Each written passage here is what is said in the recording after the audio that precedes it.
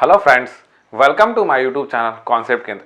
और आज के इस वीडियो में हम लोग पढ़ेंगे छत्तीसगढ़ के ऐतिहासिक काल का रामायण काल को।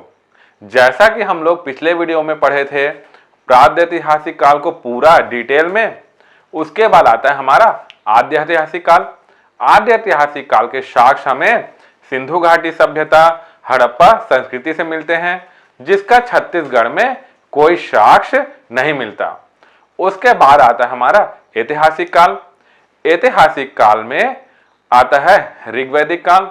ऋग्वैदिक काल उत्तर भारत तक ही सीमित था, जिसमें हमें छत्तीसगढ़ का कोई साक्ष्य नहीं मिलता। उसके बाद आता है हमारा उत्तर वैदिक काल। उत्तर वैदिक काल में आर्यों का विस्तार मध्य भारत तक हो चुका था और नर्मदा नदी का नाम रेवा नदी उल्लेख मिलता है। तो कह सकते हैं हम लोग कि छत्तीसगढ़ का कोई साक्ष्य हमें उत्तर वैदिक काल में मिलता है। उसके बाद हम लोग आज पढ़ेंगे रामायण काल को। तो शुरू करने से पहले मेरे वीडियो को लाइक, शेयर और यूट्यूब चैनल को सब्सक्राइब करें, ताकि आने वाले वीडियोस के नोटिफिकेशन आपको मिलते रहें। तो चलिए हम लोग देखते हैं आज रामायण काल को छत्तीसगढ़ में। तो यह जो रामायण काल है ये ऐतिहासिक काल के अंतर्गत आता है और रामायण काल में छत्तीसगढ़ को क्या कहते थे? हम लोग कहते थे दक्षिण कौशल। एग्जाम में पूछा जाता है कि दक्षिण कौशल नाम छत्तीसगढ़ का किस काल में था? तो आपको आंसर लेना है रामायण काल, ठीक। और दक्षिण कौशल की राजधानी क्या थी? कुश स्थली। ये कुश स्थली अभी कहां है? अभी है महासमुंद में, ठीक। उसके बाद बस्तर का नाम छत्तीसगढ़ में बस्तर का नाम क्या था रामायण काल में? तो उस समय नाम था दंडाकारण्य। ये भी आपसे पूछा जा चुका है एग्जाम में कि बस्तर का नाम दंडाकारण्य किस काल में था? तो आपका आंसर वहां क्या था? रामायण काल। उसके बाद यहां छत्तीसगढ़ में दक्षिण कौशल में उस टाइम राजा कौन थे? राजा भानुमन।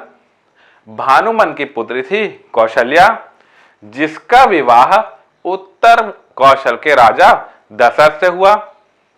क्योंकि राजा भानुमन का कोई पुत्र नहीं था, इसलिए यह दक्षिण कौशल भगवान राम को मिला, ठीक है। और एक साक्ष्य मिलते हैं, जो ये राजा भानुमन थे उसकी पुत्री का नाम भानुमती था। लेकिन जो कौशल्या नाम पड़ा, जैसे कि प्राचीन काल में या अब भी आप देखेंगे कि अगर कोई स्त्री विवाह होकर कहीं दूसरे जगह जाती है, तो जैसे कि कोई धमतरी से विवाह होकर जाता है तो उसका नाम रख देते हैं उसके ससुराल में धमतरहीन। अगर कोई बस्तर से जाता है विवाह होके, तो उसके ससुराल में नाम रहता है उसका बस्तरहीन। वैसे ही जो माता कौशल्या थी, हमारे दक्षिण कौशल से विवाह होके गई थी, इसलिए उनका नाम पड़ गया कौशल्या। तो ये भी हमें एक साक्ष्य मिलता है। और उसके बाद जो दक्षिण कौशल की भाषा थी इस टाइम कोसली थी। तो प्राचीन काल में दक्षिण कौशल या छत्तीसगढ़ का भाषा क्या था हमारा? तो कोसली था। भगवान राम अपने अंतिम समय में दक्षिण कौशल को कुश के हाथों में सौंप दिया और जो कुश थे वो छत्तीसगढ़ के राजा बने। और आपसे एग्जाम में पूछा जाता है कि भगवान राम का ननिहाल कौन था या क्या था? तो आप उसका आंसर लेंगे छत्तीसगढ़। इसका एक साक्ष्य और मिलता है। अभी भी जब हमारा कोई भांजा आता है हमारे घर, तो भांजा हमसे कितना छोटा हो या फिर बड़ा हो, हम उनके पांव छूते हैं। क्यों छूते हैं? क्योंकि हम लोग अपने भांजा को भगवान राम मानते हैं। तो ये सारी थी जानकारी हमारे। अब देखते हैं हम लोग कि रामायण काल में कौन कौन से प्रमुख स्थान हमारे छत्तीसगढ़ में हैं। तो सबसे पहले हम लोग देखते हैं सरगुजा। ऊपर से आते हैं हम लोग, तो सरगुजा में हमें क्या क्या मिला है?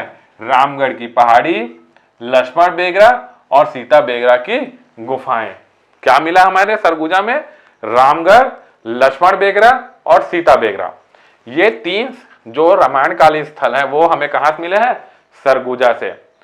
सीता बेगरा, लक्ष्मण बेगरा और रामगढ़ की पहाड़ी। उसके बाद आते हैं हम लोग रायगढ़। रायगढ़ जिले में हमें क्या मिला है? राम झरना मिला है। रायगढ़ जिला में हमें क्या मिला है? राम झरना मिला है। उसके बाद जो खरौद है, खरौद में लक्ष्मण भगवान ने खरदूषण का वध किया था, इसलिए इसको भी हमें याद रखना है। और ये जो खरौद है कहां है? तो जांजगीर चांपा जिला में है। ठीक, ये हो गया। उसके बाद जो शिवरी नारायण है, शिवरी नारायण में भगवान राम शबरी के झूठे बेर को खाए थे। तो ये भी बहुत ही इंपॉर्टेंट है शिवनारायण, और ये भी कहां है हमारा? जांजगीर चांपा जिला में है। ठीक, शिवनारायण कहां है हमारा? जांजगीर चांपा जिला में है। यहां पे और नारायण का मंदिर भी है, और शिवरी नारायण को गुप्त धाम भी कहते हैं। तो आपसे क्वेश्चन पूछा जा सकता है कि गुप्त धाम किसे कहते हैं? तो हम लोग उसका आंसर लेंगे शिवरी नारायण। और एक ये है कि जो माघी पूर्णिमा के दिन होती है, वहां पे मान्यता ये है कि माघी पूर्णिमा के दिन जो जगन्नाथ भगवान है पुरी के, वो यहां आकर निवास करते हैं शिवरी नारायण में। उस दिन माघी पूर्णिमा के दिन जो जगन्नाथपुरी है, जगन्नाथपुरी में वहां पे मंदिर का द्वार बंद कर रखा जाता है। तो आप शिवनारायण को अच्छे से याद रखेंगे। कहां? ये जांजगीर चांपा में। यहाँ पे सबरी के झूठे बेर खाए थे भगवान राम, इन्हें हम गुप्त धाम भी कहते हैं। और छत्तीसगढ़ का जगन्नाथपुरी भी हम लोग इसे कहते हैं। बार बार पूछा जाता है एग्जाम में शिवनारायण को। उसके बाद आता है पंचवटी।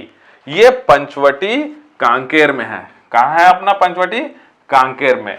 मान्यता यह है कि सीता माता का हरण रावण ने कांकेर के पंचवटी से किया था। उसके बाद है वाल्मीकि आश्रम। ये वाल्मीकि आश्रम कहां है? तो महासमुंद में है। बार बार पूछा जाता है।